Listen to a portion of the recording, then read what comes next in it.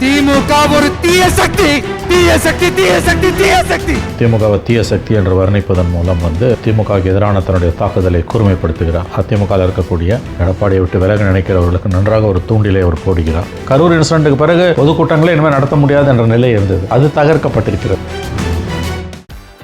This festive season, travel the world with Grand Royal Tours. Adyar Ananda Pawan sweets and snacks மற்றும் A2B veg restaurant உங்கள் பசியார எங்கள் ருசி பேசும்.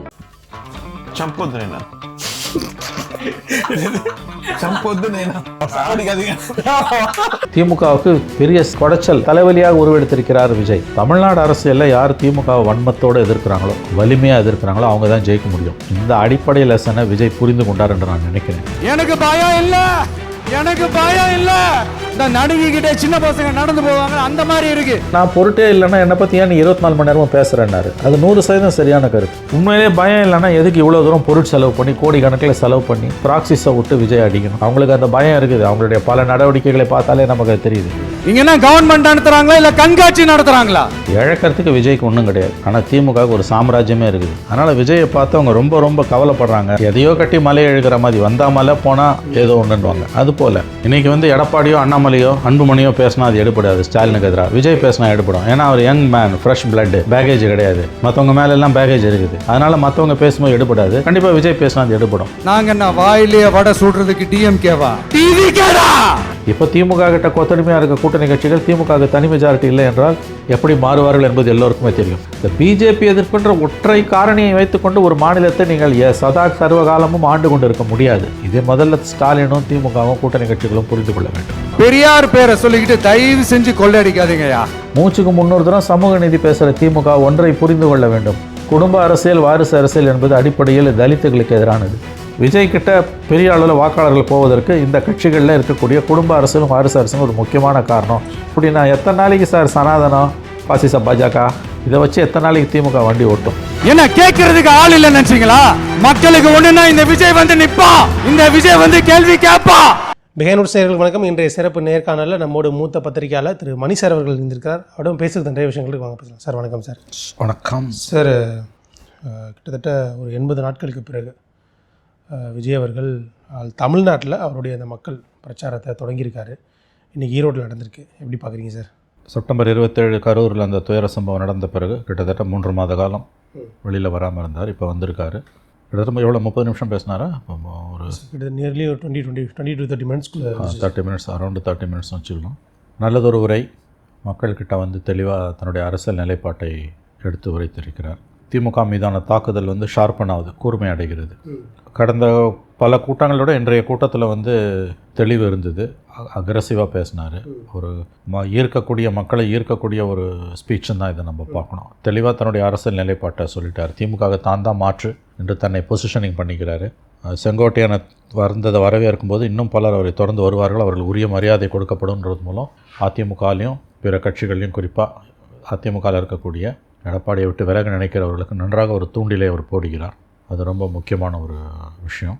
திமுகவை தீய சக்தி என்று வர்ணிப்பதன் மூலம் திமுகவுக்கு எதிரான தன்னுடைய தாக்குதலை கூர்மைப்படுத்துகிறார். பல நாளாக அது பிஜேபி கொள்கை எதிரின்னு சொல்கிறதோடு நிறுத்திக்கிறாரு. களத்தில் பிஜேபி எதிர்க்க மாட்டேன், திருப்பரங்குன்ற இஷ்யூலாம் அவர் இன்றைக்கி பேசவே இல்லை. அது மூலமாக களத்தில் நான் பிஜேபி எதிர்க்க மாட்டேன், அவங்க இல்லாதவங்களை பற்றி நான் ஏன் பேசணும், என்னை பேசுன்னு கேட்குறாங்க, நான் எதுக்கு பேசணுன்னு ஒரு சேஃபாக ஒரு ரூட் எடுக்கிறார். கொள்கை எதிரின்னு பிஜேபி நான் சொன்னது அதோட அவ்வளோதான், அதை தாண்டி கிரவுண்டில் நான் ஒன்றும் எதிர்க்க மாட்டேன்றார். ஸோ பிஜேபி அவருடைய தாக்குதல் பூரா திமுக பக்கம் தான் இருக்குது. ஸோ சாஃப்ட் பிஜேபி லைன் எடுக்கிறாருன்ற தாக்குதலுக்கு அவர் தொடர்ந்து உள்ளாவார். அதை பற்றி தனக்கு கவலை இல்லைன்னு அவர் சொல்லிட்டார். திமுக அரசாங்கத்தோட குறைகளை பட்டியலிடுகிறார். தெளிவாக திமுகவுக்கு மாற்று தான் என்று பொசிஷனிங் பண்ணிக்கிறார். இதன் மூலம் அதிமுகவுக்கு பெரியதொரு நெருக்கடியை அவர் உருவாக்குகிறார் என்று தான் நான் பார்க்கிறேன். நீண்ட நாள் அங்கே விவசாயிகளோட கோரிக்கையாக இருக்கக்கூடிய இந்த மஞ்சளுக்கான விலை, அப்புறம் மஞ்சளுக்கான அந்த உற்பத்தி ஆலைகள் இதெல்லாமே அமைக்கப்படலை அப்படிங்கிற ஒரு கோரிக்கை. அதை ரொம்ப ஹைலைட்டாக அதனோட உரை தொடக்கத்திலே அதையுமே ஹைலைட் பண்ணியிருந்தேன். எப்படி பார்க்குறேன்? ஆமாம், அதாவது அவருடைய உரைகளில் இருக்கக்கூடிய ஒரு முக்கியமான அம்சம் உள்ளூர் பிரச்சனையை பேசிட்டு அப்புறம் மாநிலம் தழுவிய பிரச்சனையை பேசணும். ஒவ்வொரு இடத்துலையும் உள்ளூர் பிரச்சனையை பேசுகிறார். இப்போ திருவாரூர் போனப்போ விவசாயிகளுக்கு அங்கே விளைபொருட்களுக்கான உரிய விலை கிடைக்கலன்னு பேசினார். அந்த மாதிரி இதில் பேசும்போது, நாமக்கல்லில் பேசும்போது அங்கே இருக்கக்கூடிய பிரச்சனைகளை பற்றி பேசினார், உள்ளூர் பிரச்சனைகளை பற்றி. அதே மாதிரி நாகப்பட்டினத்தில் அதே போல் மீனவர்களுக்கான பிரச்சனைகளை பற்றி பேசினார். இங்கே ஈரோடில் மேடையில் ஏறும்போதே தாய்மார்களே பெரியவர்களேன்னு கூட சொல்லாமல் நேரடியாக மஞ்சள்ன்ற வார்த்தை தான் முதல் வார்த்தையாக வருது. ஸோ உள்ளூர் பிரச்சனையை பற்றி பேசுகிறதுன்றது அவரோட ஒரு ஸ்ட்ராட்டஜியாக இருக்குது. உள்ளூர் பிரச்சனையை பேசிவிட்டு அடுத்து மாநிலத்தோட பிரச்சனையை பேசுறது. ஸோ அந்த ஸ்ட்ராட்டஜி வந்து இன்றைக்கி அவருக்கு ஒர்க் அவுட் ஆகிருக்குது. கடந்த பல கூட்டங்களை விட இந்த கூட்டத்தில் வைப் இருக்குது அப்படின்னு தான் பலரும் சொல்கிறாங்க. நான் பேசிய பலரும் விஜயுடைய பெரிய அளவில் அவங்க ஒன்றும் ஆதரவாளர்கள் கிடையாது. பத்திரிகையாளர்களே அனுபவமிக்க பத்திரிகையாளர்கள், சமநிலை கொண்ட பத்திரிகையாளர்கள். அதாவது திமுக ஊப்பிகளை தவிர 200 ரூபாய் திமுக ஊப்பிகளை தவிர மற்ற உண்மையான பத்திரிகையாளர்கள் எல்லாருமே வந்து இந்த ஸ்பீச்சில் வந்து வைப் இருக்குன்னு தான் சொல்கிறாங்க. அது ஒரு முக்கியமான ஒரு விஷயம். இந்த 80 நாட்கள் பொறுத்து வரும்போது இப்போ பர்ஃபார்மன்ஸ் வந்து இன்றைக்கி பாராட்டத்தக்க பர்ஃபார்மன்ஸ், குட் பர்ஃபார்மன்ஸ் அப்படின்னு தான் சொல்லணும். ஏன்னா கரூரில் நடந்தது துயர சம்பவம். அங்கே அவர் வந்து சரியாக கூட பேச முடியல, பாதியிலே அவர் முடிச்சாருன்னு தான் நம்ம சொல்லணும். அதன் பிறகு 80 நாட்கள் காலத்தில் இல்லை, பொதுக்குழுக்கு வந்தார். இதுவரை பாண்டிச்சேரிக்கு போனார். ஆனால் தமிழ்நாட்டில் பேசுகிறதுக்கு இணையாக எதுவும் ஆகாது. ஸோ நேரடியாக மக்கள் பிரச்சனைகளுக்கு வர ஆரம்பித்திருக்கிறார். 10 நிமிஷம் 12 நிமிஷம் பேசினதை நக்கல் அடிக்கிறாங்கன்னு சொன்னவர் நான் எவ்வளோ நிமிஷம் வேணால் பேசுவேன் உங்களுக்கு என்னான்னு சொல்லிட்டு, ஆனால் அதே நேரத்தில் 30 நிமிஷம் பேசினார். ரொம்ப ஷார்ட்டாக பேசினா அது மக்கள் மத்தியில், தொண்டர்கள் மத்தியில் எடுபடாது என்பது அவருக்கே தெரிந்து தான் இருக்கிறது. உள்ளூர் பிரச்சனைகளுக்கு முக்கியத்துவம், அதன் பிறகு மாநிலத்தில் திமுகவுடைய வாக்குறுதிகளை நிறைவேற்றாது இன்னும் ரொம்ப கிளியராக பிரேக் டவுன் பண்ணி பேசினார். ஒவ்வொரு வாக்குறுதியும் எப்படி நீங்கள் வந்து இது பண்ணீங்க அப்படின்ட்டு கைவிட்டீங்கன்னு. ஸோ ஃபோக்கஸ் தமிழ்நாடு திமுக அது 2 தான். அது 2 வச்சு தான் அடி நடிக்கிறார் அவர். வரும் நாட்கள் அது இன்னும் கூர்மை அடையும் என்று நாம் எதிர்பார்க்கலாம். இன்றைய பர்ஃபார்மன்ஸ் என்னை பொறுத்த வரைக்கும் குட். என்னை பொறுத்த வரைக்கும் அவர் அரசியலுக்கு வந்து ஆற்றிய உரைகளில் இன்றைய உரை தான் பெஸ்ட். அதே மாதிரி அவர் அந்த காஞ்சிபுரத்தில் வந்து அந்த அவருடைய ஒரு தேர்தல் அறிக்கை மாதிரி ஒரு விஷயங்கள் வந்து சொல்லியிருந்தார். அதை பற்றி வந்து இன்றைக்கி பேசியிருந்தார். நான் சொன்னது வந்து இங்கே வந்து பிரிஞ்சுக்கப்பட்டது வந்து ஒன்றா இருக்குது. கிட்டத்தட்ட வந்து மக்களுக்கிட்ட பணத்தை வாங்கி மக்களுக்கிட்டே கொடுக்காது எப்படி இலவசம்னு நீங்கள் வந்து சொல்லுவீங்க அப்படிங்கிறத வந்து ரொம்ப கிளியராக ஸ்டேட் பண்ணுது. அதில் வந்து அதுலேயுமே ஒரு டிஎம்கே அட்டாக் வந்து இருந்துச்சு. நீங்கள் இலவசம்னு கொடுத்துட்டு அதை வந்து ஓசின்னு சொல்லி காமிக்கிறீங்க அப்படிங்கிறதையும் அங்கேயும் ஒரு டிஎம்கே வந்து பிரேக் பண்ணியிருந்தார். அவங்க வழக்கமான திமுக அட்டாக் பொன்முடி சொன்னது ஓசின்னு அதை எடுத்து வைக்கிறாரு. இது இலவசங்கள்ன்ற கான்செப்டே வந்து தப்பு, மக்கள் வரி பணத்தில் தான் கொடுக்குறீங்கன்றாரு. ஆனால் அரசு வந்து விலை இல்லாமல் கொடுப்பதால் அதை நம்ம புரிதலுக்காக குறியீட்டு அளவு இலவசங்கள்னு சொல்கிறோம். அவர் இலவசங்களுக்கு எதிரி இல்லை என்பதை சொல்லிட்டாரு. ஆனால் அவருடைய மேனிஃபெஸ்டோவில் அவர் எவ்வளோ தூரம் இந்த மாதிரி விலையில்லா பொருட்கள் அப்படி வச்சுக்கலாம், அந்த ஜெயலலிதா சொல்லுவாங்க, அந்த விலையில்லா பொருட்களை எவ்வளோத்தை கொடுக்க போகிறாருன்றதான் நம்ம கவனிக்க வேண்டிய ரொம்ப முக்கியமான ஒரு விஷயம் என்று நான் பார்க்கிறேன். ஃப்ரீபீஸை பொறுத்த வரைக்கும் அவருடைய ஸ்டாண்ட் என்னன்றதை அவர் தெளிவுபடுத்தலை. அது ஐ திங்க் மேனிஃபெஸ்டோவில் தான் அது தெரிய வரும். இன்றைய ஸ்பீச் திமுகவுக்கு எதிரான அவர் 80 நாட்களுக்கு முன்பு விட்ட இடத்துலேருந்து தொடர்றாரு. விட்ட இடத்துலேருந்து செந்தில் பாலாஜிக்கு எதிராக பாட்டெல்லாம் பாடினார். இன்றைக்கி விட்ட இடத்துலேருந்து அதே கொங்கு மண்டலத்துலேருந்து தொடர்றாரு. இப்போ ஸ்பெசிஃபிக் ஸ்கூலில் போகாமல் நீங்கள் வந்து கொள்ளையடிச்ச பணத்தை தான் வச்சுன்னு இருக்கீங்க, செலவு பண்ணுறீங்க, நாங்கள் ஆனால் மக்கள்கிட்ட எங்களோட உண்மையான செல்வாக்கு இருக்குது அப்படின்றார். ஸோ நேரடி தாக்குதல் எதிர்பார்ப்பை பூர்த்தி பண்ணிருச்சா அப்படிங்கிற ஒரு கேள்வி இருக்குது சார். ஏன்னா ஆஃப்டர் செங்கோட்டையன் என்ட்ரிக்கு அப்புறம் நடக்கக்கூடிய ஒரு முதல் ஈவெண்ட்டு, கரூர் ஸ்டாம்பீடுக்கு அப்புறம் நடக்கக்கூடிய முதல் ஈவெண்ட்டு, விஜய் அவர்கள் என்ன பேசுவார் அப்படிங்கிற பார்த்ததில் ஒரு முதல் ஈவெண்ட்டு, கூட்டம் வருமா அப்படிங்கிற பார்த்ததில் முதல் ஈவெண்ட், இது எல்லாத்தையும் அதை பூர்த்தி பண்ணிருச்சா அப்படிங்கிற ஒரு கேள்வி இருக்குல்ல. அதாவது வந்து முழு அளவில் திருப்தி என்பது எப்பயுமே இருக்காது, இருக்கவும் கூடாது. But it is better. முன்பு இருந்ததை விட நல்லா தான் பேசியிருக்காருன்னு எனக்கு தோணுது. க்ரௌடும் வந்து கண்ட்ரோல்டாக தான் இருந்தது, ஒரு பிரச்சனை இல்லை. இது மாதிரி முதல்ல செங்கோட்டையன் மாதிரியான அனுபவசாலிகள் வந்தால் கட்சிக்கு ஏற்படக்கூடிய லாபங்களில் இது ரொம்ப முக்கியமான ஒரு லாபம். ஸோ நல்லதொரு உரை இன்னும் பெட்டராக பண்ணியிருக்கலாம், அது உண்மை. இன்னும் சில விஷயங்களை அவர் தொட்டிருக்கலாம். மாநில அரசு டார்கெட் பண்ணக்கூடிய விஷயங்களே தொட்டிருக்கலாம். NCRB ரெக்கார்ட் படி 2023 பழங்குடியின மக்களுக்கு எதிரான கொடுமைகளில் அதை வந்து அவர் இன்னைக்கு கூட்டத்தில் பேசியிருந்துருக்கணும். அதை பேசலை. திரும்ப பொதுவாக சட்டம் ஒழுங்கு சந்திச்சிருக்குதுன்றாரே ஒழிய இந்த மாதிரி ஸ்பெசிஃபிக் ஸ்கூலில் போய் பேச மாட்டேன்றார். அதே மாதிரி பெண்களுக்கு எதிரான குற்றங்களையும் இன்னும் நிறையா அவர் பேசியிருந்திருக்கேன், அதையும் அவர் வந்து பேசலை. திருப்பரங்குன்றம் இஷ்யூவில் அவர் வாய் திறக்காதது ஒரு ஏமாற்றம் தான். அதுதான் அங்கே ப்ரோ பிஜேபி லைன் எடுக்கிறாரோன்ற சந்தேகத்தை பரவலாக கலப்புது. நான் எடுக்க மாட்டேன்னு சொல்கிறார், நீங்கள் சொல்லுவீங்க, நான் ஏன் எடுக்கணும், ஸ்டாண்டு எடுக்கணுன்றார். இது மறைமுகமாக பிஜேபிக்கு ஆதரவு கொடுக்கக்கூடிய ஒரு ஸ்டாண்டு தான். இது வரும் நாட்களில் இப்படி போச்சுன்னா அவருடைய வேஷம் கலைந்து போகும். ஆனால் அவர் தான் அதை முடிவு செய்யணும்.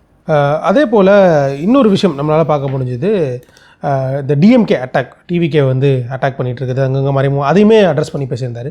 நான் தான் உங்களுக்கு வந்து ஒரு பெரிய பொருட்டே இல்லை, அப்புறம் எதுக்கு எங்கே பார்த்தாலும் உங்களுடைய ஆட்களும் உங்களுடைய ஊடகத்துறையினரும் என்னை பற்றி எதுக்கு பேசிகிட்டு இருக்காங்க, நான் பொருட்டு இல்லைன்னா எதுக்கு நீங்கள் பேசணும் அப்படிங்கிற கொஸ்டினை ஒரு ஸ்ட்ராங்காக வச்சார். அது நியாயமான ஒரு கோரிக்கை. அவர் என்ன சொல்கிறாரு, எந்த கொள்கை திட்டமும் கிடையாது, முழு நேரமும் தாவேக்காவை என்னை எப்படி முடக்கலாம் தான் இந்த அரசு யோசிக்குது. ரெண்டாவது வந்து நான் பொருட்டே இல்லைன்னா என்னை பற்றி ஏன் 24 மணி நேரமும் பேசுகிறேன்னாரு. அது 100% சரியான கருத்து. திமுகவும் திமுகவோட தொங்கு சதைகளும் திமுகவோட ப்ராக்சிஸும் திமுகவால் வளர்க்கப்படுகிறவங்களை வச்சு திமுக பேசுது தொலைக்காட்சி விவாதங்களையும் சோஷியல் மீடியாலையும். இதை இன்றைக்கி வந்து உட்காந்துருவானுங்க, நைட்டு சாயங்காலம் எல்லா டிபேட்லையும் உட்காந்துருவானு கச்சாமச்சான்னு பேசுவாங்க. பரம்பரை திமுக சைலண்ட்டாக இருப்பான், இவனுங்க குதிப்பாங்க. உண்மையிலே பயம் இல்லைன்னா எதுக்கு இவ்வளோ தூரம் பொருட் செலவு பண்ணி கோடிக்கணக்கில் செலவு பண்ணி ப்ராக்சிஸை விட்டு விஜய் அடிக்கணும்? அது நியாயமான ஒரு கேள்வி தான். திமுகவால் தமிழக வெற்றி கழகம் விஜய் கட்சியால் திமுக இப்போதைக்கு பெரிய அளவில் கவலை கொண்டிருப்பது என்பது உண்மை. வெளியில் அதை சொல்லிக்க மாட்டாங்க, பிரிஸ்டீஜ் தடுக்கும். ஆனால் உண்மையிலே அவங்க தேர் ராட்டில்டு, 100% தேர் ராட்டில்டுன்னு தான் உண்மை.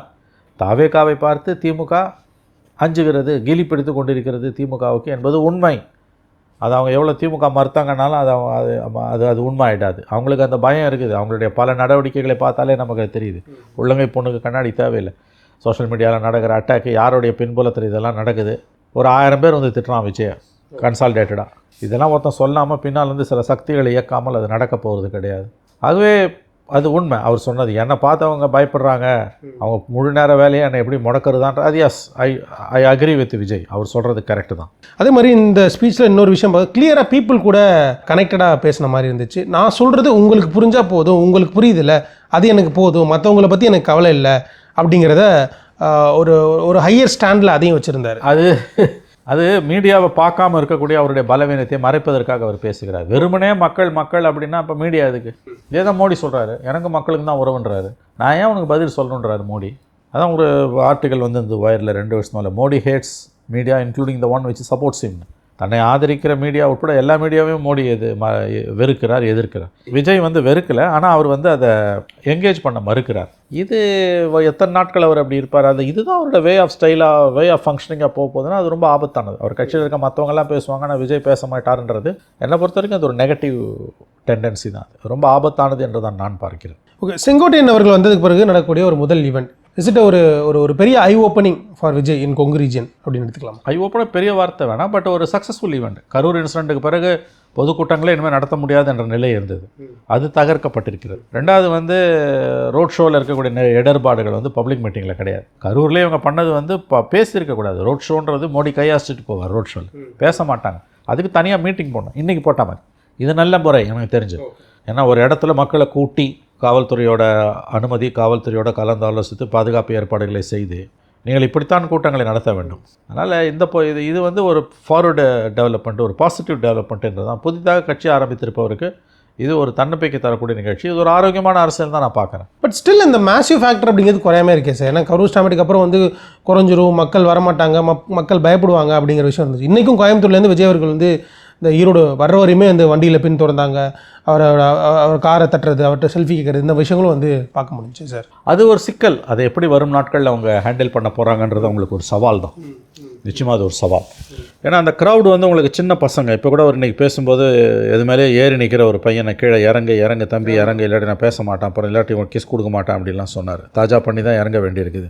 அது ஒரு நல்ல அணுகுமுறை, தாஜா பண்ணி இது பண்ண. ஏன்னா சின்ன பசங்க, விவரம் தெரியாத பசங்கன்னும் போது இன்னொரு ஸ்டாம்பீடு நடக்கக்கூடாது.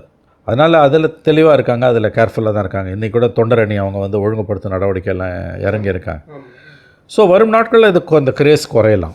அவர் அரசியல் கட்சி தலைவராக மாறும்போது இந்த கிரேஸ் குறையும். இப்போ வெறும் நடிகராக இருக்கிறதால அது ரொம்ப அதிகமாக இருக்குது. அவருடைய அரசியல் மேலும் வலுப்பெறும் பொழுது இந்த பிரச்சனை கொஞ்சம் கொஞ்சமாக தீர்ந்து போகும் என்று நான் நினைக்கிறேன். சிஎம்மோட ஒரு விஷயத்தை இன்றைக்கி பேசியிருந்தார். அவர் இதுக்கு முன்னாடி நடந்த ஒரு ஈவெண்ட்டில் நான் வந்து லைக் கெட்ட பையன் சார், அந்த ஒரு டைலாக்கோட வந்து ரெசம்பிளன்ஸ் பண்ணி வந்து பேசியிருந்தார்.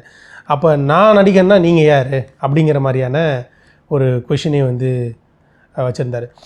தொடர்ச்சியாக இது மாதிரி சிஎம்மை டார்கெட் பண்ணி சிஎம்மோட ஸ்டாடமை உடைக்கிறது அப்படிங்கிறது ஒரு டிஎம்கே ஒரு பெரிய தலைவலியாக தானே இருக்கும். கண்டிப்பாக தலைவலிங்க. திமுகவுக்கு Vijay is a nuisance value. திமுகவை தோற்கடிக்க முடியாது விஜயால், ஆனால் திமுகவுக்கு சேதாரத்தை ஏற்படுத்த முடியும். அது திமுகவுக்கு நல்லா தெரியும்.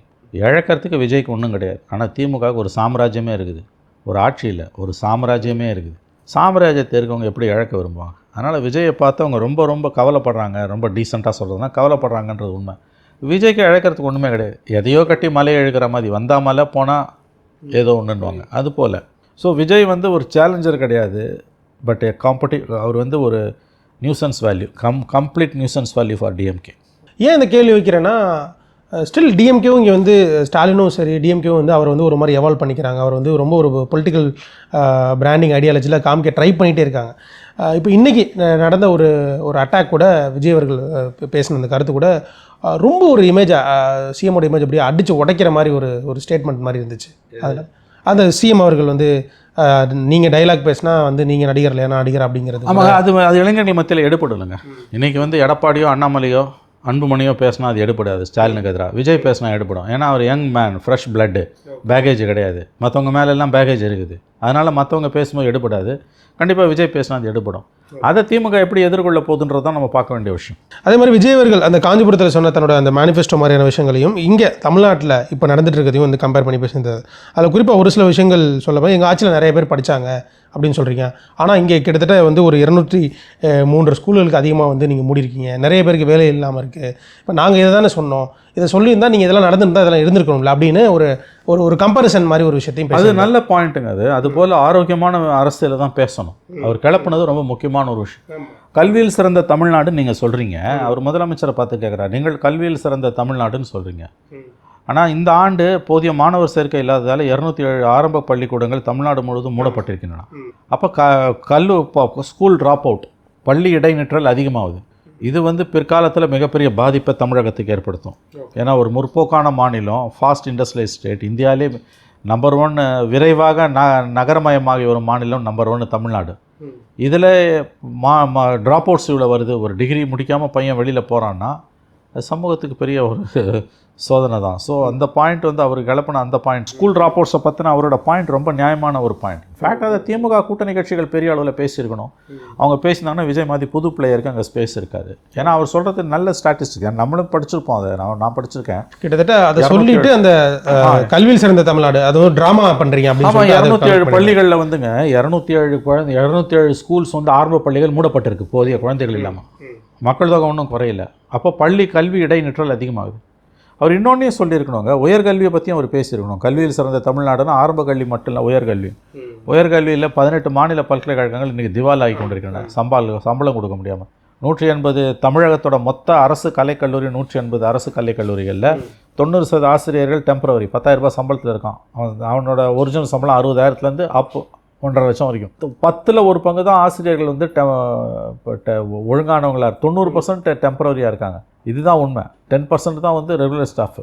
அதுவும் அடுத்த வருஷம் 2 பேர் ரிட்டையர் ஆகி போயிட்டாங்கன்னா முடிஞ்சு போச்சுக்காது உங்களுக்கு. கல்வியில் சிறந்த தமிழ்நாடு போது ஆரம்ப கல்வி வந்து மிக மோசமான நிலையில் இருக்குது. 270 பள்ளிக்கூடங்கள் மூடப்பட்டிருக்கின்றன சொல்லக்கூடிய அதே நேரத்தில் அதனுடைய அடுத்த கட்டமாக நீட்சியாக இது ஆரம்ப கல்வி இந்த லட்சணத்தில்னா உயர்கல்வி இதை விட மோசமாக இருக்குது.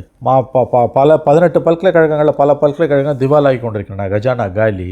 சென்னை பல்கலைக்கழகத்திலேயே வந்து 70% மேல் டெம்பரரி ஸ்டாஃப் வச்சு ஓட்டுறாங்க. அல்லது வேகன்சி 30% அதுக்கும் கீழே இருக்கலாம். அவங்க தான் வந்து ரெகுலர் ஸ்டாஃபாக இருக்காங்க. ஆகவே ஆரம்ப கல்வியும் உயர்கல்வியும் தமிழ்நாட்டில் லிட்ரலி வந்து கொலாப்ஸ் ஆகி கிடக்குது. இதை வந்து நீ கல்வியில் சேர்ந்த தமிழ்நாடுன்னு பாரதியார் பாடின பாடலை வச்சுக்கிட்டு இன்றைக்கி நித்தி ஆயோகோட ஸ்டாட்டிஸ்டிக்ஸ் அது எந்த லட்சணம் நமக்கு தெரியாது.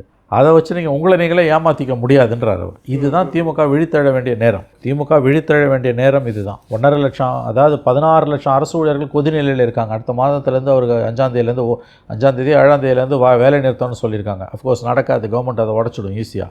தொழிற்சங்கங்களை அரசு ஊழியர்கள் 5 சங்கம் இருந்ததுன்னா இப்போ 10 சங்கம் 20 சங்கம்னு உயர்த்தி உடைக்கிறாங்க சங்கங்களை. உங்களுக்கு வந்து கிட்டத்தட்ட வந்து அரசு ஊழியர்கள் பெரும்பாலானவர்கள் எல்லா துறையை சார்ந்தவர்களும் தனியாக அரசு உயர்கல்விக்கு பல்கலைக்கழகங்கள் 18 மாநில பல்கலைக்கழகங்கள், அரசு ஊழியர்கள் பல்வேறு துறைகளை சார்ந்தவர்கள், அதை தவிர போக்குவரத்து கழகம், மின்வாரிய கழகம், செவிலியர் கழகம், இதெல்லாமே வந்து இன்றைக்கி கடுமையான நிதி நெருக்கடியில் இருக்குது. தமிழக அரசு என்று சொல்லும்போது தமிழக அரசு மட்டுமல்ல, தமிழக அரசின் பொதுத்துறை நிறுவனங்களாக இருக்கக்கூடிய இபி, டிரான்ஸ்போர்ட் கார்ப்பரேஷன்ஸ் எல்லாமே மிக கடுமையான நிதி நிலையில் இருக்கின்றன.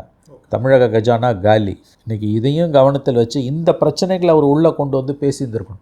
அப்புறம் கண்டிப்பாக வந்து திருப்பரங்குன்றம் இஷ்யூவாக பேசியிருக்கணும். கடைசியாக எல்லாருமே சொல்கிறது தான் கண்டிப்பாக பேசியிருந்திருக்கணும். நான் வந்து பிஜேபி எனக்கு இங்கே பிஜேபியே இல்லை, அதனால் நான் என்னத்துக்கு பிஜேபி பற்றி பேசணும் அப்படின்றது தவறான ஒரு கருத்து. நீங்கள் பிஜேபியை பார்த்து அஞ்சுகிறீர்கள் என்ற அர்த்தம், அதாவது கவலைப்படுகிறீர்கள் என்ற அர்த்தம். இதை தொடாமல் நீங்கள் போக முடியாது. திருப்பரங்குன்றம் விஷயம் இன்றைக்கி தொடாமல் இருந்ததன் மூலம் இவர் பிஜேபியோடு அதிமுக பிஜேபி ரெண்டுமே சம எதிரிகள் என்ற நிலையை தாண்டி பிஜேபியோடு இவருக்கு வந்து ஒரு மறைமுகமான ஏதோ ஒரு புரிதல் இருக்கின்றது என்ற அச்சத்தை இது ஏற்படுத்துகிறது. ஸோ இப்போ நீங்கள் சொல்கிற மாதிரி இவ்வளோ டேட்டா வெளிப்படையாகவே இருக்குது திமுக. நான் சொல்கிறது எல்லாமே சார் பொதுவெளியில் இருக்க டேட்டா. அதான் சொல்கிறேன், இவ்வளோ டேட்டா வெளிப்படையாக இருந்துமே திமுக அரசும் தமிழக அரசும் இதை வந்து கவனத்தில் கொள்ள மறுக்கிறாங்களா, இல்லை வந்து அதை கண்டுக்கவே மாட்டேங்கிறாங்களா? வெறுமனே நம்ம வந்து இங்கே நடக்கிற இப்போ இதுக்கு முன்னாடி செயல்படுத்தின திட்டங்களை நம்ம வெளியில் காமிச்சே வந்து எலெக்ஷனில் ஜெயிச்சிடலாம் அப்படிங்கிற மைண்ட் செட்டில் இருக்காங்களா? அப்படி ஒரு மைண்ட் செட்டு. ரெண்டாவது வந்து அவங்ககிட்ட அலைன்ஸ் இருக்குன்ற மைண்ட் செட்டு. மூணாவது வந்து பிஜேபிக்கு எதிரான மனநிலை தமிழ்நாட்டில் கொழுந்து விட்டு எரியுது, அந்த மைண்ட் செட்டு நமக்குன்ற அந்த எண்ணம். அதன் பிறகு வந்து ரூபா நோட்டு இருக்குது. பட் விஜய் மாதிரியான பிளேயர் வந்து பேசுகிறப்ப அது உடையும் இல்லை சார், உடையிறதுக்கான சான்சஸ் இல்லை. போலிங் டே அன்றைக்கி என்ன ஆகும், கடைசி ஒரு 3 வாரம் என்ன ஆகும்? நம்ம அடிக்கடி பேசுகிறது போலிங் டே மேனேஜ்மெண்ட். ஒரு எலெக்ஷனை ஃபேஸ் பண்ணுறதுன்றது அவ்வளோ ஈஸி கிடையாது. எல்லாம் நடக்கும், கடைசியில் ஓட்டு போட வருவானா? உங்கள் ஓட்டரை பூத்து கூட்டம் தான் சார் உங்களுக்கு சேலஞ்சு. ஏன் வந்து சிறிய கட்சிகள் பெரிய கட்சிகளோட கூட்டணி வைக்கிறாங்க? இருக்கிற ஓட்டை பூத்து கூட்டணும் வரதுக்கு பெரிய கட்சிகளோட இன்ஃப்ராஸ்ட்ரக்சர் தேவை. இவ்வளவும் பேசுகிற விஜய், நல்ல உரை, நான் மறுக்கலை. எலெக்ஷன் வரும்போது அவர் தனியாக நின்று 4 முனை போட்டினா அவர் எப்படி ஜெயிக்க முடியும்? அரித்மெட்டிக் திமுக சாதகமாக இருக்குது 4 முனை போட்டினா. இண்டெக்ஸ் ஆஃப் அப்போசிஷன் யூனிட்டின்னு வாங்க, IOU, பிரணாய் ராய் ஜேர்னலிஸ்டோட ஃபேமஸ் தியரி. IOU இல்லாமல் ஒரு இன்கம்பன்ட் கவர்மெண்ட்டை வீட்டுக்கு அனுப்புறதுன்றது கடினம். இன்றைய தேர்தல் முறை அப்படி மாறி போயிடுச்சு. கையில் கவர்மெண்ட், அதாவது பதவியில் இருக்க கவர்மெண்ட்டுக்கு இருக்க அட்வான்டேஜ் எதிர்கட்சி கிடையாது. இப்போ பீகாரில் 10,000 ரூபாய் பெண்களுக்கு கொடுத்தாங்க. ஏன் வந்து ராகுல் காந்தியாலையும் அகிலேஷ் யாதவாலையும் அது வேணும்னு சொல்ல முடியல, வேணான்னு சொல்ல முடியல? அது அப்பட்டமான கையூட்டி என்பது எல்லோருக்கும் தெரியும் உங்களுக்கு வந்து. அந்த மாதிரி இப்போ அவங்க 10,000 ரூபாய், இவங்க 1000 ரூபாய் கொடுத்துட்ருக்காங்க. இன்னும் சில திட்டங்கள் வச்சுருக்காங்க, பொங்கலுக்கு 1000 ரூபாய் கொடுக்க போகிறாங்க. அப்போ திமுக வந்து இந்த தேர்தலில் ஒரு அட்வான்டேஜஸ் பொசிஷனில் இருக்குது எதிர்கட்சிகளை விட. அந்த நம்பிக்கை திமுகவை இன்று விஜயோடைய பிரச்சாரத்திலிருந்து கவலை கொள்ளாமல் சற்றே நிம்மதி அடைய வைத்திருக்கிறது. சற்றே அப்படி தான் நான் சொல்வேன். பட் ஸ்டில் அவங்களுக்கு அந்த கலக்கம் இருக்குது. விஜயால் வந்து ஒரு பாதிப்பு வந்துடும். ஜெயிச்சா 10 தம்பி, கம்ஃபர்டபுளாக ஜெயிக்கணும். 112 சீட்டு வாங்கி ஜெயிக்கணும். கூட்டணியெல்லாம் சேர்ந்து ஒரு 20 சீட் இருக்கும், 335 130 சீட். இந்த 130 சீட்னும் போது திமுக தான் 90% சீட் ஒதுக்கப்படும் உங்களுக்கு இல்லையா? உங்களுக்கு வந்து அந்த இடத்துல நீங்கள் ஜெயிச்சு வரணும். நான் சொல்கிறது புரியுதுங்களா உங்களுக்கு வந்து? அதில் இவ்வளோ அட்வான்டேஜ் அவங்களுக்கு இருக்குது. அதிகாரம் கையில் இருக்குது. புதிய திட்டங்களை அனௌன்ஸ் பண்ணிட்டாங்கன்னா லெவல் பிளேயிங் ஃபீல்டே கிடையாது. இப்போ பொங்கலுக்கு 5000 ரூபாய் கொடுத்துட்றாங்கன்னு வச்சுக்கோ, என்ன பண்ணுவீங்க? ஸோ ஆளும் கட்சிகளுக்கு ஒரு அட்வான்டேஜ் இருக்குது இந்தியா பூராவே. இப்போ 1000 ரூபாய் கொடுத்துட்ருக்காங்க. இப்போ எடப்பாடி 1500 ரூபாய் கொடுக்கணும் அப்படின்னு கேட்குறாரு. அவங்க கொடுக்க போகிறாங்க 1000 தெரிஞ்சதுன்னா திமுக 2000 ரூபான்னு சொல்லிடும். இந்த அட்வான்டேஜ் எல்லாம் எலெக்ஷன் நேரத்தில் வந்து இன்றைக்கி விஜய்க்கு ஆதரவாக இருக்கக்கூடியவங்கள கடைசி நேரத்தில் களத்தில் வந்து நிற்கும்போது என்னவாகும்? அதாவது உயர்ந்த லட்சியங்கள், வாக்குறுதிகள் எல்லாமே அதிகாரத்தில் இருக்கக்கூடிய ஒரு கட்சி அவங்களுக்கு இருக்கக்கூடிய அட்வான்டேஜை எதிர்கட்சிகளுக்கு கொடுக்காது. திமுக ஒரு தீய சக்தின்றாரு, சரி, அது அவருடைய கருத்து. தீய சக்தியை வீழ்த்துறதுக்கு உங்கள்கிட்ட என்ன ஆயுதங்கள் இருக்குது, உங்கள்கிட்ட என்ன வியூகங்கள் இருக்குன்னா அதுக்கு போதிய பதில் கிடையாது. அப்போ இவ்வளவும் வந்து கடைசியில் வயலில் கரைச்ச நீராக போய் முடியலாம். சொல்ல வருது என்னென்னா, உங்களுக்கு திமுக தான் பிரதான எதிரி, தெளிவாக வரையறுத்துட்டீங்க, குறைகளை சுட்டி காட்டுறீங்க, நிறைய பிரச்சனைகளை அடுக்கிறாரு. இது வரைக்கும் அவர் ஆற்றிய உரைகள்லேயே அரசியலுக்கு வந்து இன்றைய உரை தான் பெஸ்ட்டுன்னு நான் சொல்லுவேன். But what next? இப்போ செங்கோட்டையன் வந்தார், இன்னும் சிலர் வருவாங்க, அவங்களுக்கெல்லாம் உரிய மரியாதைன்றீங்க. திமுகவை வீழ்த்துற அளவுக்கான வெள்ளமே தாவேக்காக முதல் தேர்தலையே எப்படி இருக்கும்? பணபலத்தை எப்படி எதிர்கொள்வீர்கள்? கடைசி நேரத்தில் பணத்தை 2 கூட்டணியும் பெரிய அளவில் இறக்குவாங்க. ஆகவே பல்வேறு சிக்கல்கள் வரும் காலங்களில், வரும் 3 மாதங்கள், என்ன 3-4 மாதம் இருக்குது. கரெக்டாக மார்ச் 1 ஃபஸ்ட் வீக்கில் நமக்கு வந்துடும், நோட்டிஃபிகேஷன் வந்துடும். ஸோ கிட்டத்தட்ட 100 டேஸ் தான் இருக்குது எலெக்ஷனுக்கு. 100 டேஸ், ஆமாம். April first week or second week இருக்கும். ஒரு 120 நாள், 3 மாதத்துலேருந்து 4 மாதத்துக்குள்ளே எலெக்ஷன் கன்ஃபார்ம்டு நமக்கு. அதுக்குள்ளே நீங்கள் என்னென்னலாம் செய்ய போகிறீங்கன்றது தான் நம்ம கவனிக்க வேண்டிய விஷயம். அதே மாதிரி இன்னொரு 2 எக்ஸ்டெண்ட் ஆஃப் ஹைலைட் வந்து இதில் பார்க்க முடியும் சார். ஒன்று, செங்கோட்டையன் அவர்கள் புரட்சி தளபதி விஜய் அவர்கள் வெற்றி பெறுவார் அப்படின்னு ஒரு ஸ்டேட்மெண்ட் வந்து சொல்லியிருந்தார். அதே இந்த சைடு ஆதவ அர்ஜுனா, அண்ணன் செங்கோட்டையன் வந்ததில் நமக்கு வந்து சென்ட் ஜார்ஜ் கோட்டை வந்து அடுத்த வருஷம் நம்மளோட தான் அப்படிங்கிற மாதிரியான ஒரு ஹைலைட் வந்து பண்ணியிருந்தாங்க. இல்லை, அதில் ஒன்று, அதெல்லாம் வந்து இவர்கள் வந்து பட்டப்பேர்களை மாறி கொடுத்து கொள்வார்கள். நீங்கள் ஆதவ அர்ஜுனா ஸ்பீச்சை எனக்கு தெரிஞ்சு நீங்கள் கவனத்தில் எடுக்க தேவையில்லை. அவர் செகண்ட் கேட்டகரி தான். வேறு செங்கோட்டையன் பேசுகிறாருன்னா அது புரட்சி தளபதினு பட்டம் கொடுக்குறாரு. ஒரு பட்டம் கொடுத்தா இனிமேல் அவர் வந்து தளபதின்றதுக்கு வந்து இளைய தளபதின்றது புரட்சி தளபதினு பேசுவாங்க. அது அந்த அனுபவம் பேசுது. 50 வருஷம் தலைவர்னு வந்துருச்சு சார், தளபதினு வந்து அந்த அனுபவன்றது அதுதான். வரும் நாட்களில் அவங்க அதை எப்படி மேலே கொண்டு போவோம். விஜய் வந்து ஒரு கல்ட்டு ஃபிகராக மாற்றுவாங்க. எம்ஜிஆர் மாதிரி, ஜெயலலிதா மாதிரி அவர் ஒரு கல்ட்டு ஃபிகராக மாற்றுவாங்க. அது கீழே இருக்கவங்க அந்த டைரெக்ஷனை கீழே இருக்கவங்களுக்கு மேலே இருக்கவங்க தெளிவாக கொடுக்குறாங்க. ஸோ ஒன்மேன் பார்ட்டியாக தான் அது நகரும், அதில் சந்தேகம் கிடையாது. அதே மாதிரி இன்றைக்கி எம்ஜிஆர் ஜெயலலிதா திருப்பி நம்ம லாஸ்ட் டைம் பேசின மாதிரி அதுக்கு முன்னாடி இந்த மீட்டிங்லேயும் வந்து எம்ஜிஆர் ஜெயலலிதாவை ஹைலைட் பண்ணி இங்கே இவங்கள டிஎம்கேவை அட்டாக் பண்ணியிருந்தார் தீய சக்தி அப்படிங்கிற அதையும் பார்க்க முடியும். ஆமாம், அவங்க எம்ஜிஆரும் ஜெயலலிதாவும் சொல்லும்போது நான் அப்போ வந்து ஏன் இவ்வளோ பேசணுமா, இவ்வளோ வலிமையாக வன்மத்தோடு பேசணுமான்னு எதிர்பார்த்தேன், ஏன் இவ்வளோ விமர்சனம்னு நினச்சேன். ஆனால் இன்றைக்கி அது தேவைன்னு தெரியுதுன்ட்டு 5 தடவை சொல்கிறார் திமுக தீய சக்தி தீய சக்தி தீய சக்தின்னு. ஸோ அது வந்து அக்ரெசிவாக அந்த பாலிடிக்ஸை வந்து அதிமுகவுக்கு எதிரான கட்சி நாங்கள் தான் அப்படின்னு தன்னை பொசிஷனிங் பண்ணிக்கிறார். நம்ம ஏற்கனவே பேசியிருக்கோம், அரசியலில் ஜெயிக்கிறதுக்கு முதல்ல பொசிஷனிங் பண்ணிக்கணும், எங்கே நிற்கிறோம் அப்படின்றது. ஜானகி அம்மா தோற்று ஜெயலலிதா ஜெயித்தது காரணமே, அதிகாரப்பூர்வ மனைவி ஜானகி அம்மா தோற்று ஜெயலலிதா எம்ஜிஆர் மரணத்துக்கு பிறகு ஜெயித்தது காரணமே திமுக ஒரு தீய சக்தின்னு எம்ஜிஆர் சொன்னதை ஜெயலலிதா எம்ஜிஆர் மறைவுக்கு பிறகு தொடர்ந்து சொல்லி வலியுறுத்தினாங்க. ஆனால் ஜானகி அம்மா கருணாநிதியோட மேடையில் கலந்துக்கிட்டாங்க. அந்த ஓராண்டு பிரசிடென்ட் ரூல் 88 வாழும் தமிழாக இருக்கிறார் கலைஞர்லாம் சொன்னாங்க. அந்த திமுகவோட ஒரு காட்டிய நெருக்கம் சராசரி அதிமுக தொண்டனை ஜானகி அம்மாவிடமிருந்து நகர்த்தி ஜெயலலிதா பக்கம் கொண்டு போய் சேர்த்துச்சு. தமிழ்நாடு அரசியலில் யார் திமுகவை வன்மத்தோடு எதிர்க்கிறாங்களோ, வலிமையாக எதிர்க்கிறாங்களோ அவங்க தான் ஜெயிக்க முடியும். இந்த அடிப்படை லெசனை விஜய் புரிந்து கொண்டார் என்று நான் நினைக்கிறேன். ஆனால் முதல் தேர்தலே அவரால் அந்த வெற்றியை ஈட்ட முடியுமான்றது தான் $1,000,000 கொஸ்டின். அதிமுக நீங்கள் குறைச்சி மதிப்பிட முடியாது. ரெட்டைலன்ற சிம்பல் அதிமுக, அதனுடைய தோழமை கட்சி பிஜேபியும் கூட இருக்குது, பணம் இருக்குது.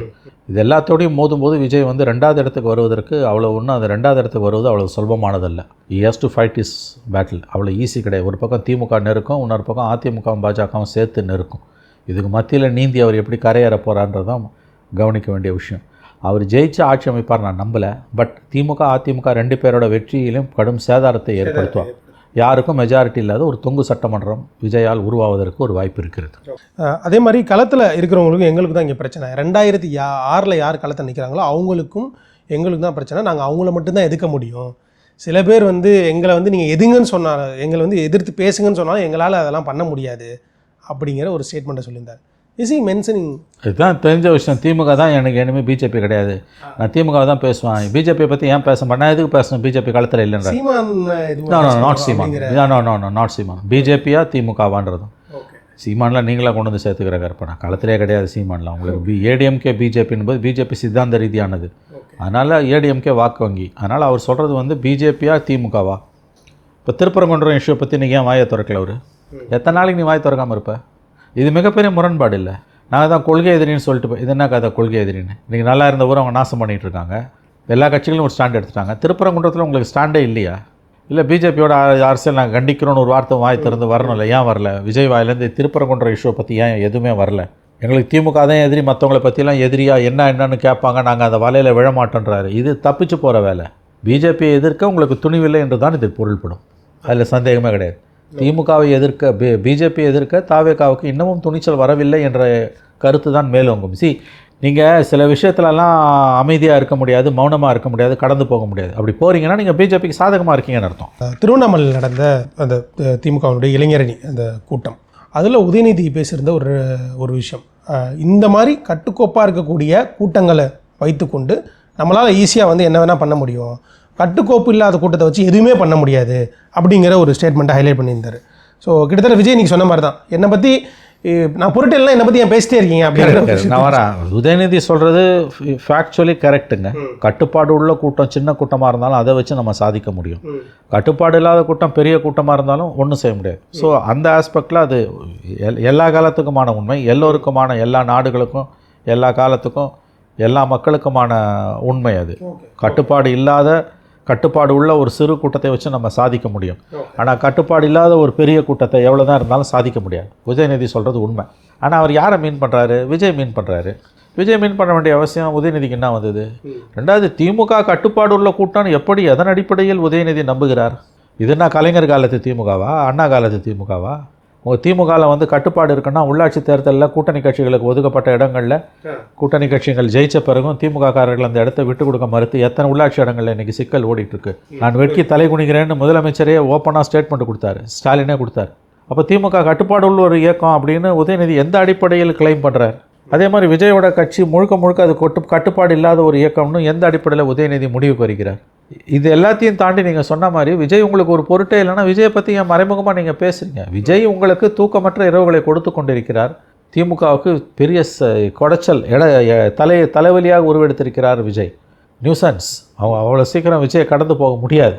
ஆகவே அவர்கள் விஜய் சொன்ன மாதிரி வந்து நடுக்காட்டில் தனியாக போகிறவன் பயம் இல்லைன்னு சத்தமாக பாடிட்டு போவான்ல, எங்களுக்கு பயம் இல்லை. அதான் கதை தான் திமுக கதை. எதுக்கு விஜய் ஒரு பொருட்டே இல்லைன்னா தினம் விஜயை பற்றி எதுக்கு பேசுகிறீங்க, பேர் சொல்லியும் சொல்லாமலும்?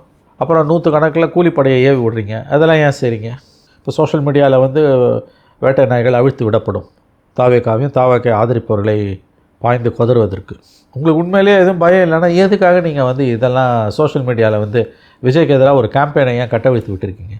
அது பயம் இருக்குது. விஜய் ஃபேக்டரால் திமுகவுக்கு பயம் இருக்குது. விஜய் ஜெயிச்சிருவாருன்ற பயம் கிடையாது. இது விஜய் ஓட்டை உடைக்கிறார்.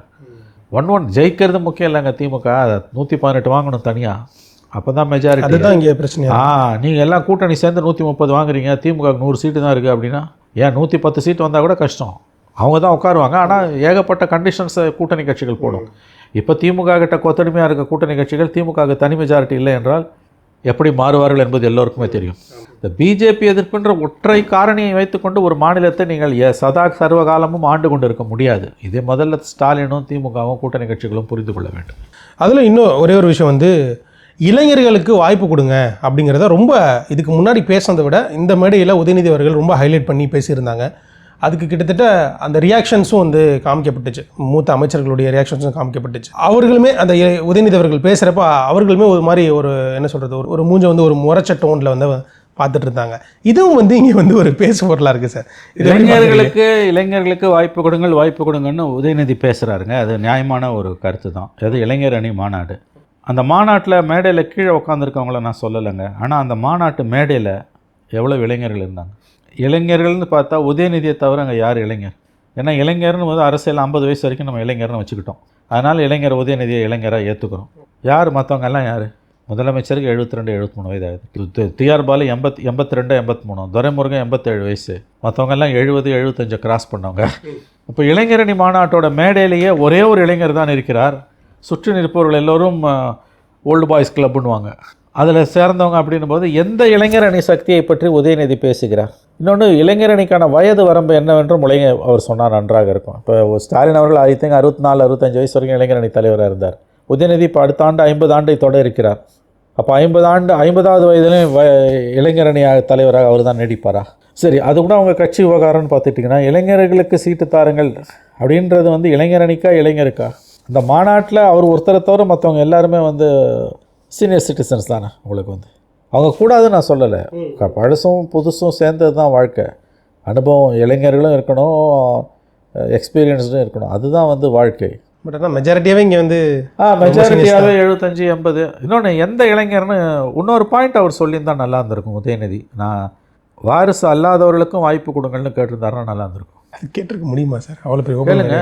ஏன் என்ன திமுக மீது இன்றைக்கி இருக்கக்கூடிய மிகப்பெரிய விமர்சனம் திமுக ஒரு வாரிசு குடும்ப கட்சின்றது. அது இவங்களால் மறுக்க முடியுமா? அவங்க மறுக்கிற ஸ்டேஜ்லேயே இப்போ இல்லை. ஆமாம், குடும்பமாக அரசியல் பண்ணுறோம், அதனால தான் குடும்ப அரசியல்னு ஓப்பனாகவே ஸ்டாலின் சொல்கிறார். நீங்கள் வந்து திமுகவில் வந்து அப்பா வந்து ஒரு வட்டமோ மாவட்டமோ மந்திரியோ இல்லாமல் ஒருத்தனுக்கு ஒரு எம்எல்ஏ சீட் கிடைக்குமா?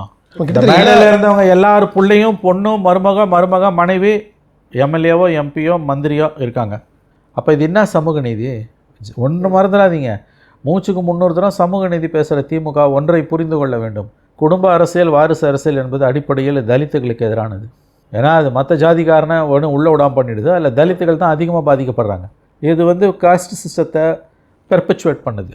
ஆகவே இதை பற்றி நாங்கள் பேசவே மாட்டேன்னு எப்படி சொல்கிறேன்? நான் என்ன சொல்லேன், இது நாளைக்கே தீர்வு காணணும், எல்லா மந்திரி புள்ளியும் ராஜினாமா பண்ணணும் அப்படிலாம் நான் சொல்லலை. நான் ஓவர் த ப்ராசஸ் தான் இது வரணுன்றோம். அப்போ இன்றைய இளைஞர்கள் விஜய் பின்னால் போவதற்கு ஒரு முக்கியமான காரணம் திமுகலையோ அண்ணா திமுகலையோ மற்ற கட்சிகள்லையோ வாரிசு அரசியல் நிரம்பி வழியுது. விஜய் கட்சியில் அது இப்போதைக்கு இல்லை. 1-2 அங்கங்கே இருக்கலாம், அதை வச்சு பேசக்கூடாது இல்லைங்களா? ஆகவே இன்றைக்கு தமிழக அரசியலோட முக்கியமான அம்சமாக ஒரு வாரிசு அரசியலும் குடும்ப அரசியலும் இருக்கிறது. விஜய் மாதிரி புது பிள்ளையருக்கு ட்ராக்ஷன் கிடைக்கிறதுக்கு காரணமே இந்த கட்சிகளில் குறிப்பாக திமுகவில் இருக்கக்கூடிய கூச்சநாச்சம் இல்லாத நியாயப்படுத்த முடியாத வாரிசு அரசியல். அப்போ புதுசாக தான் வந்து ஒரு அடுத்த 3வது தலைமுறையாக வந்து ஆட்சியை கைப்பற்ற நினைக்கிற முதலமைச்சராக விரும்புகிற உதயநிதி ஸ்டாலின் குடும்ப அரசியல், வாரிசு அரசியல் பற்றி தெளிவாக சில வரைமுறைகளை வகுக்க வேண்டும். அதாவது இன்க்ளூசிவாக இருக்கணும், சமூகத்தின் அனைத்து தரப்பு பிரிவினரும் திமுகவில் பிரதிநிதிகளாக உறுப்பினராக இருக்கணுன்றீங்க, நல்ல நோக்கம். ஆனால் கட்சி கட்டமைப்பு வந்து குடும்ப வாரிசுகளை தவிர வேறு யாருக்கு அங்கே ஸ்கோப் கொடுக்கும்? ஒரு நாள் எம்எல்ஏ ஆகிட்டு ஒரே ஒரு நாள் வந்து உங்களுக்கு மெம்பர்ஷிப் கார்டு வாங்கிட்டு ஒரு ஃபோட்டோ பிடிச்சிட்டு போகிறதில்ல. கட்சியில் அவன் பணியாற்றணும்னு நினைக்கிறவனுக்கு என்ன உங்களுக்கு மரியாதை இருக்குது? என்ன ஒரு வாய்ப்பு இருக்குதுங்க? அப்படியே இருந்தாலும் தலைமை பொறுப்புக்கு வரதுக்கு அறவே வாய்ப்பு கிடையாதுல்ல. இந்த இஷ்யூ வாரிசு அரசியல் ஆஸ் அ கான்செப்ட், குடும்ப அரசியல் என்ற கான்செப்ட் ஒரு முக்கியமான இஷ்யூ தான். இது குறித்து கண்டிப்பாக அடுத்த தலைமுறை பேசுது. விஜய் கிட்ட பெரிய அளவில் வாக்காளர்கள் போவதற்கு இந்த கட்சிகளில் இருக்கக்கூடிய குடும்ப அரசியலும் வாரிசு அரசியலும் ஒரு முக்கியமான காரணம். அதனால் இளைஞர்களுக்கு வாய்ப்பு கொடுங்கள் என்று கேட்ட நம்முடைய உதயநிதி ஸ்டாலின் அவர்கள் அதோடு சேர்த்து வாரிசு அல்லாதவர்களுக்கும் கடைக்கோடி தொண்டன் வாரிசு, அதாவது வந்து அப்பா அம்மா எம்எல்ஏ எம்பி மாவட்ட செயலாளர் இருக்கக்கூடாது. அதாவது வாரிசுகளாக இல்லாத கட்சிக்காக உழைத்த படித்தவர்கள் அவங்களுக்கு வந்து கொடுக்குற சீட் இல்லை. நான் சொல்கிறேன், கொடுக்குற நீங்கள் 150 சீட், நீங்கள் கொடுக்குற சீட்டில் ஒரு 15% 20% இடஒதுக்கீடு கேளுங்க, உள் ஒதுக்கீடு கேளுங்க. அதை நாங்கள் பேசவே மாட்டோம் அப்படின்னா எத்தனை நாளைக்கு சார் சனாதனம், பாசிச பாஜக இதை வச்சு எத்தனை நாளைக்கு திமுக வண்டி ஓட்டும்? சார் உங்கள் நேரத்துக்கு ரொம்ப நன்றி சார். நன்றி நன்றி நன்றி sir. Thank you sir. This festive season, travel the world with Grand Royal Tours. Adyar Ananda Pawan sweets and snacks மற்றும் A2B வெஜ் ரெஸ்டாரண்ட் உங்கள் பசியார எங்கள் ருசி பேசும். చంపొద్దు నేను